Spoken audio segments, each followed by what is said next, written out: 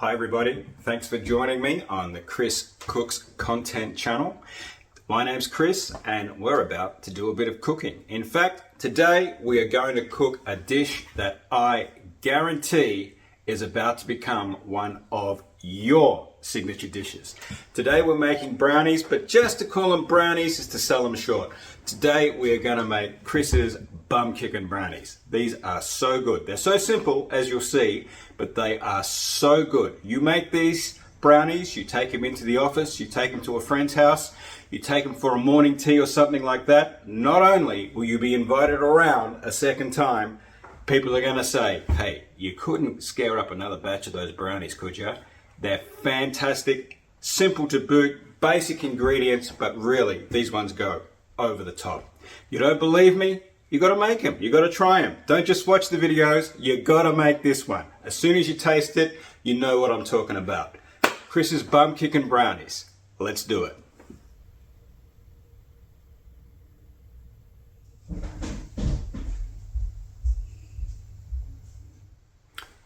Brownies. There are hundreds of recipes out there. There are thousands of recipes for brownies out there, and I've tried dozens of recipes for brownies over my time.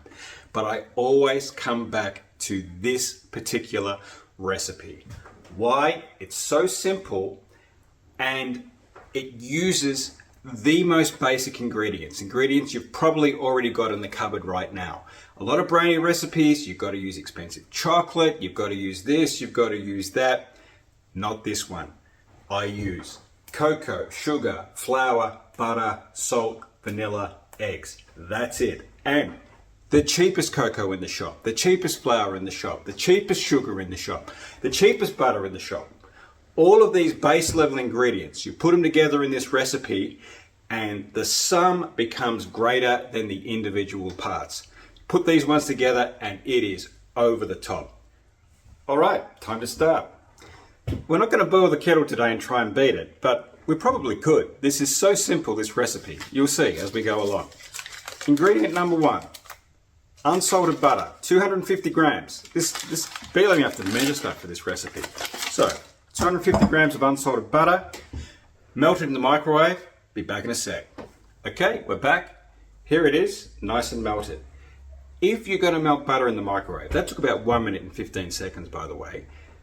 Only a big block of butter like that, only do it in 30-second increments. You put it in for 30 seconds, check it, put it in for another 30 seconds, check it. A big block like that, you put it in for 1 minute, 1 minute 30, that's when they can sort of go boom, explode. It goes all over the inside of your microwave and it's a pain in the butt to clean up.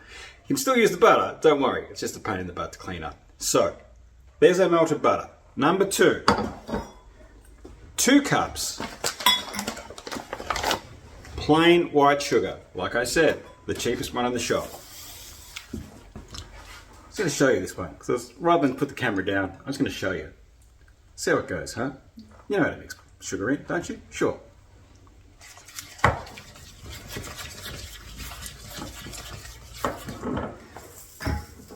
Next, 4 eggs. Whole eggs. There we go, added 4 eggs. Mix that in. Can I use the whisk this time? And there it is all mixed. Blob of vanilla.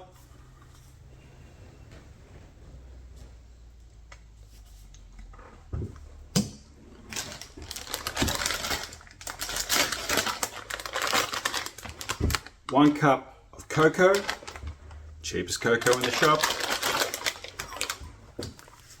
1 teaspoon of salt.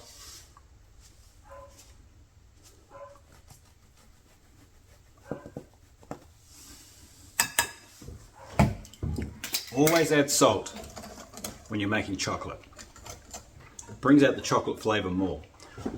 Chocolate has a lot of different flavor compounds and some of them taste like chocolate and some of them don't taste like chocolate. It all sort of interacts with your mouth at the same time. If you add salt, it actually masks some of the chocolate compounds that don't taste like chocolate, like the bits that we associate with the chocolatey flavor. So you add salt to a chocolate dish, sweet dishes, all chocolate dishes, more of the chocolate flavor comes through and they taste better. Just a little tip. And the final ingredient, if you can believe it, we're already there, a cup of plain flour.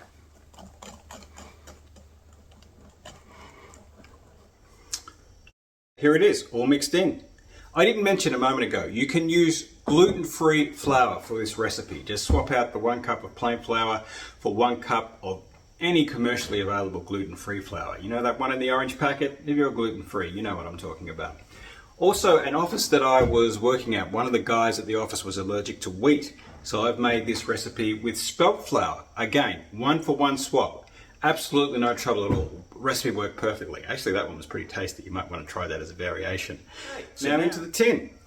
I've just given the tin a little bit of a spray. This is a 20 centimeter by 20 centimeter by 5 centimeter tin, square tin. That's 8 inches by 8 inches by 2 inches. And here's another tip.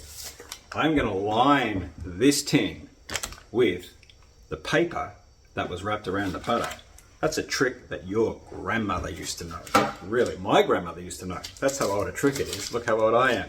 So you use the wrapping of the butter to line the tin. Save some money on baking paper. Uses everything. Recycling it its purest form. Try it out. It really works. Okay, we're going to put this in the tin, then we're going to stick it in the oven. There it is. Just smooth it out a bit on top, and it's ready to go. This isn't going to rise very much. There's only plain flour. There's no raising agents in it at all. So this is quite close to the top edge of the tin, maybe 1 centimeter underneath, but that's no problem for this recipe at all. Into the oven, 180 degrees, 35 to 40 minutes. There's a trick to telling when it's just right. I'll show you that in a sec. See you soon. We're out of the oven now, and this has been cooking for 40 minutes. So it looks pretty solid on top. We're going to use the method of sticking a toothpick in to see if it's cooked in the middle. Now, if you were cooking a cake, you would want the toothpick to come out. Let's hope to see if you can see that. You want the toothpick to come out completely clean, so it showed that the cake was completely cooked in the middle. For this recipe, I think it's actually really nice to be a tiny little bit under in the middle. But if we look here, we can sort of see quite a lot of uncooked mixture. So I think that's still just a little bit under. So we might give it another 5 minutes. So that'll be a total of 45 minutes cooking time. See you in a sec. We've just had another 5 minutes in the oven. Try the toothpick again. And it might be hard to see on the video, but we've sort of got little speckles, little bits of uncooked, rather than the whole toothpick being coated in uncooked mixture. And I think that's just about right for this recipe. You want it slightly under in the middle. It actually tastes better. So, there we go. How's it look? I reckon that looks fantastic. Sorry to do this to you, ladies and gentlemen, but we're going to end on a bit of a cliffhanger today. I'm going to show you a variation on the basic brownie recipe, plus I'm going to show you some options to decorate. Oh, he's walking in. I'm sorry to do this to you, ladies and gentlemen, but we are going to end this episode on a bit of a cliffhanger. In the next episode of Chris Cooks Content, I'm going to show a variation on the basic brownie recipe, plus I'm going to show you a couple of options for decoration, presentation, and serving those basic brownies. So until we meet again, please subscribe to this channel. Please tell all your friends to subscribe to this channel. If you like what you're seeing, leave us a comment. And as always, if you leave us a comment about the sort of videos you want to see, who knows, the very next dish that we cook might be on the basis of your suggestion. I'll see you real soon. Bye-bye.